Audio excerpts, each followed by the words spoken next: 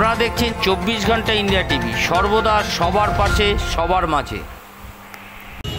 এবং আইকনিক বলতে যদি কিছু বোঝায় এরকম দুজন ব্যক্তিত্ব,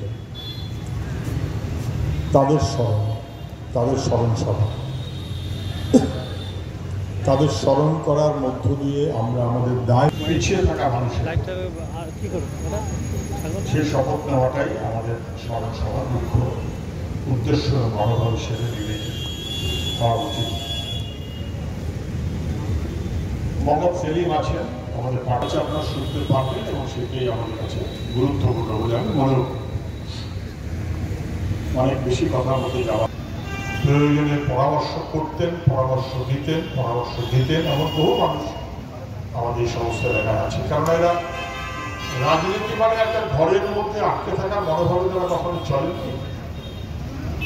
মানুষের কাছে, মানুষের পাশে থাকার মনোভাব থেকেই এরা চলেছে। এবং যখন আমরা দুজনকে স্মরণ করি, কমরেড সীতারাম ইয়েচুরি যেদিন প্রয়াত হন,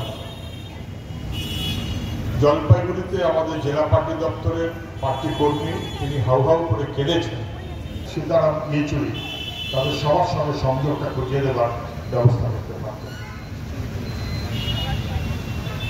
শোষিত বঞ্চিত মানুষ তার দীর্ঘশ্বাস সীতারাম ইয়েচুরির মধ্য দিয়ে প্রতিফলিত হতো সংগ্রামের ময়দানে, প্রতিফলিত হতো সংসদ। বিখ্যাত উচ্চবিত্ত পরিবারের সন্তান সীতারাম ইয়েচুরি তার বিকশিত হওয়াটাই যেন একটা নানান ধরনের অংশকে সঙ্গে নিয়ে, জাত ধর্ম বিভাজনের কোনো গল্প নেই, বৌদ্ধবাদের মনোভাব তার জীবনের চলার সঙ্গে সম্পর্কিত ছিল বহু বরাবর। 40 বছর বয়স, 1992 সাল। আমরা তখন খুবই ছোট, পার্টি কংগ্রেস চেন্নাইতে। 40 বছর বয়সে সীতারাম ইয়েচুরি গোটা দেশের পার্টির কাছে তার আইডিওলজিক্যাল ডকুমেন্ট, আদর্শগত মনন বাংলা দেশে ভারতের মানুষের পার্টি স্পষ্ট করে, এবং সেই চর্চার জীবনের শেষ দিন পর্যন্ত চালিয়ে গেছে। শুধু যে আদর্শগত, ভারতবর্ষের রাজনীতিতে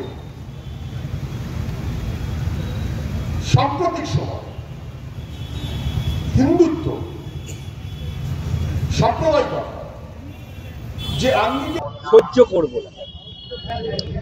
মুখ্যমন্ত্রী কি আবল তাবল কথা বলছেন আমি জানি না। আরজিকরের ঘটনাকে উনি কি দুর্ঘটনা বলে মনে করছেন? যদি দুর্ঘটনা বলে মনে করেন তাহলে প্রিন্সিপাল কেন মাঝরাতে চলে এসেছিল? প্রিন্সিপাল কেন সব ধামাচাপা দিতে চাইছিল? প্রিন্সিপালের যারা ঘনিষ্ঠ, মুখ্যমন্ত্রীর যারা অনুপ্রাণিত, তারা সবাই ক্রাইম সিনে গিয়ে হাজির হয়েছিল কেন? তাহলে ঘরঠরগুলো ভেঙে দেবার ব্যবস্থা হলো কেন? তথ্য লোপাটের ব্যবস্থা করলো কে? এমনকি ওর অনুগামী যারা, তারা সবাই মিলিয়ে তথ্য লোপাট করতে চাইলেন কেন? অ্যাক্সিডেন্ট হলে কেউ তথ্য লোপাট করে না, কিন্তু এটা সংগঠিতভাবে অপরাধ চক্র তা ফাঁস হয়ে যাচ্ছে বলে, অপরাধ চক্রকে যাতে কেউ ফাঁস করতে না পারে, অপরাধীদের পাশে দাঁড়াবার জন্য যে ব্যবস্থা করতে হয়, মুখ্যমন্ত্রী সেই ব্যবস্থাই করেছেন, তার বাহিনী সেই ব্যবস্থাই করেছে। উনি অপরাধীদের পাশে আছেন বলে ওইভাবে কথা বলছেন। দুর্নীতি গেরোয় এবং সরকারি স্কুলে সন্তানদের ভর্তি করার ইচ্ছে নেই এবং আগ্রহটা একদম তলানিতে গেছে এই অভিভাবকদের। এবং ধ্রুপদী স্বীকৃতি তো মিলল, বুনিয়াদী বা প্রাথমিক স্কুল পর্যায়ে বাংলা ভাষার শিক্ষাটা আদৌ কোনো লাভ হলো না? বেসরকারি ইংরাজি মিডিয়ামে পড়া দুটো একসাথে করে দিলে কেন? একটা হচ্ছে কেন স্কুলে যাচ্ছে না? বলো। দেখুন, বাংলা ধ্রুপদী ভাষার স্বীকৃতি পেল মানেটা কি? তার প্রাচীনত্ব। এটার জন্য কোনো স্বীকৃতি লাগে বলে আমি মনে করি না। বাংলা পৃথিবীর গুরুত্বপূর্ণ ভাষা, এদেশের গুরুত্বপূর্ণ ভাষা, পৃথিবীর 7ম বৃহত্তম ভাষা, তার নাম বাংলা। এশিয়ার প্রথম নোবেল বাংলা, সব নানাবিধ। এইটা হঠাৎ করে উনি কেন কি লেগে পড়লেন আমি জানি না। এটা দুটো হতে পারে, প্রাচীন সেই কারণে কোনো বাড়তি সুবিধে, অথবা প্রাচীন এবার বাক্সের মধ্যে ভরে রাখো। উনি কোনটা চাইছেন?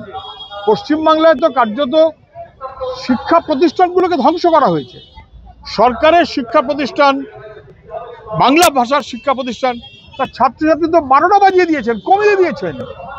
শিক্ষার 12টা বাজিয়ে হঠাৎ ধ্রুপদী বাংলা এটা উৎসাহিত হবার মতন কোনো কারণ ঘটেছে বলে আমার মনে হয় না। ওটা ইতিহাসে লেখা থাকতে পারে ওই পর্যন্ত, তাদের মুখ্যমন্ত্রীর নাম নয় খোদাই করা থাকলো, মানুষের কী লাভ হবে? ওই যে উত্তরবঙ্গে মেডিকেল কলেজের থ্রেড কালচার। আজ এ পর্যন্ত।